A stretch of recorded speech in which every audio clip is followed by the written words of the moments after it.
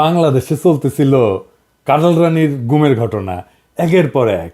গুম থেকে ফিরে আসারা জানাচ্ছে আয়না ঘরের গল্প। সারা দুনিয়ার মানবাধিকার সংস্থা থেকে প্রবল চাপ হাসিনা সরকারের উপরে এইসবের একটা গ্রহণযোগ্য তদন্ত করার। দেশে তৈরি হইল এক শক্তিশালী সংগঠন, মায়ের ডাক।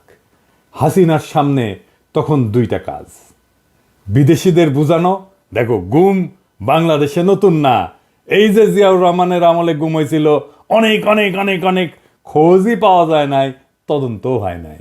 বাংলাদেশের মতো দেশে এটা করা যায় না বাবা, এত চাপাচাপি কইরো না। আর দুই নাম্বার হইতেছে দেশে দেখানো, গুম তো জিয়া করছে, বিএনপি করছে, আমরা করলেই দোষ।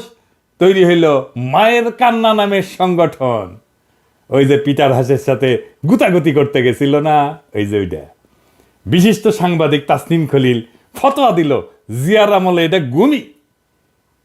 তো তাসনিম খলিল এখন তো গুম কমিশন হয়েছে, তো এই গুমের কেন তদন্ত করে না গুম কমিশন?